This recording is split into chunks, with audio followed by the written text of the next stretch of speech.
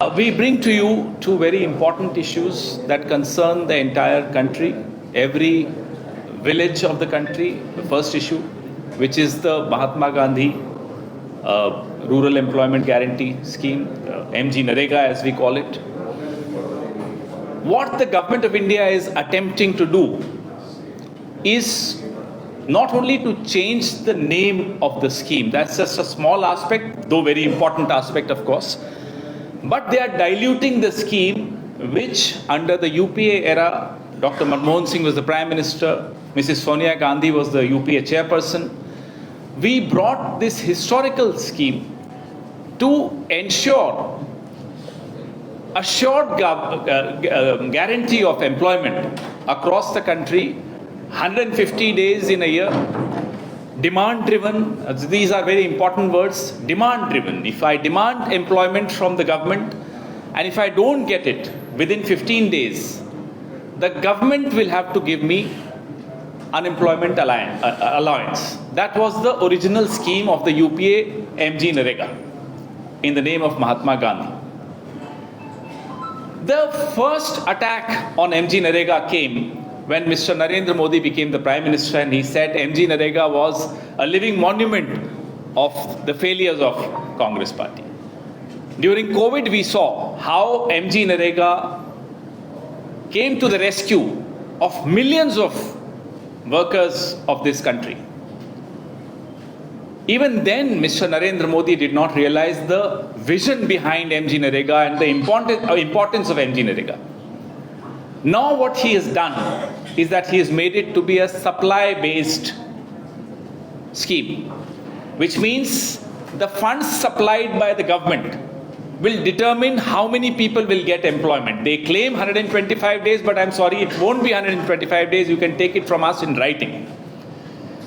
The funds will be supplied. Earlier it was 100% wages from the central government, 75% material cost from the central government and 25% material cost from the state government. That was the original scheme. Now, the central government will give 60%, 40% will have to come from the state. And if the state government, any state government, exceeds the amount allocated to it by the center, the state will have to bear the burden. That's the major attack on this beautiful scheme of MG Narega. Earlier, demand-driven, now supply-based. That's a huge impact that will have. MG Narega was a constitutionally guaranteed scheme. Now it's an administratively assigned work. If the administrators decide to give you work, they'll give you work. If they don't, there is no constitutional binding on them. The 73rd Amendment of the Constitution is a very important point again. Made it mandatory for the Gram Panchayat and the Gram Sabha to determine what kind of work will be undertaken. Now that's done away with. Now it will be decided by the block, district and state government under the Viksit Bharat plan of scheme of Narendra Modi. So-called Viksit Bharat has done away with the powers of the local bodies. We just had a local body election in Kerala, where Congress did very well. But look at the way they are attacking local bodies. Look at the way they are attacking the federal structure of this country. This amendment, this change in MG Narega is a clear example of how this government is against state governments, against local bodies, against the rights of local bodies, Gram Panchayats and Gram Sabhas to determine how they want to, which kind of work do they want to undertake. These are two major points which have been done away with, which have been amended, and the scheme is completely weakened. The unemployment allowance which state governments were giving earlier will also continue to be given by the state governments, but having said that, the burden on state governments, as I said, based on material cost, also on wages, has gone up considerably, and state governments can jolly well just say that, sorry, we don't have money, because you know how the state governments are starved of their own GST share. Central government first weakens the financial health of states and then puts more burden on the states. So the intention behind this is not just to weaken the states, not just to weaken the Gram Panchayats and local bodies, but to weaken this pro-people, pro-labor, pro-working class scheme. States which are poor will not be able to shoulder the burden of this new scheme. So, Congress party, when Rajiv ji was alive, he brought the 72nd amendment. The amendment was targeted to strengthen and empower local bodies. Mr. Modi is obsessed with centralization of power. Within the cabinet, within the party, within the country, within the capital, everywhere. The obsession is to centralize power, to get as much power with himself as possible. MG Narega, the attack on MG Narega, the way it was done without proper consultations, without talking to stakeholders, which they normally never do. In the last 12 years, you've never seen this government engaging in conversations with the stakeholders. Whether it was the farm laws, whether it's MG Narega now, any such very cruel attack on the constitution is done without consulting anyone. The second very important issue which you've been hearing and watching on television is the National Herald issue. And very surprising that everything is interlinked. The attack on the name Mahatma Gandhi, the attack on the icon of independence movement, the National Herald, they all come from a mentality against the freedom struggle, against the legacy of the Congress party, the legacy of this country. The legacy of the Congress party is not just the legacy of the party, it's the legacy of every single Indian. National Herald was in the 40s banned by the British. And in this decade, it's being attacked by the BJP. Not surprising at all. The charge against Mrs. Sonia Gandhi, Mr. Rahul Gandhi, Mr. Mallikarjun Kharge and others was that they laundered money. Now, if you come and tell me, Pawan, you've stolen something, is anything missing from your house? No.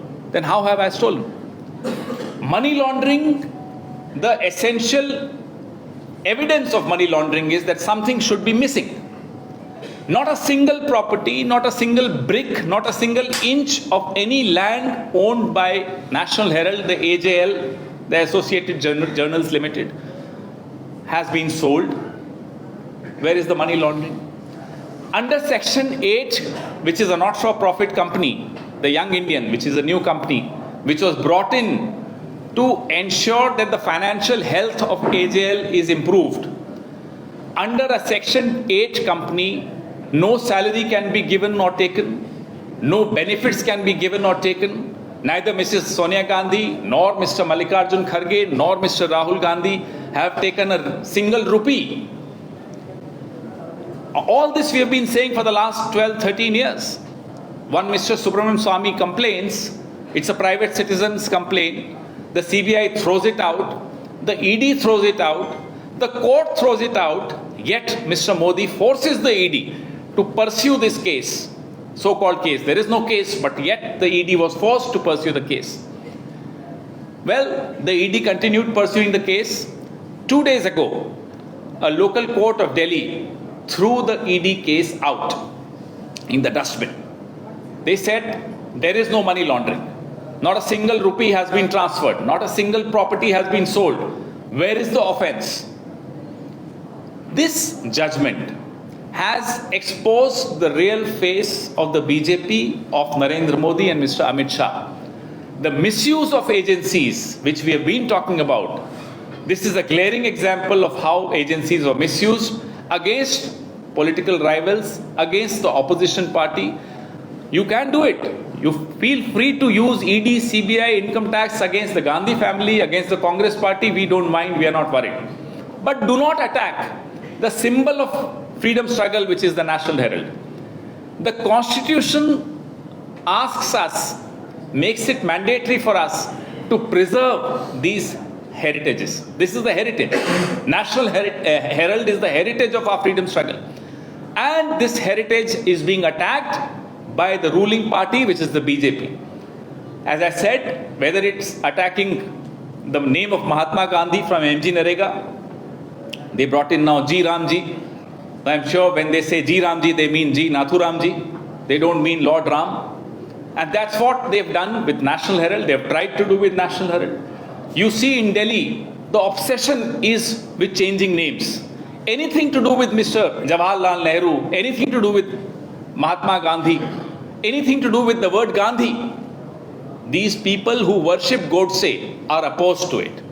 We need to expose their real face. Their real face, their real faith is not in Lord Ram. Their real faith is in Nathuram.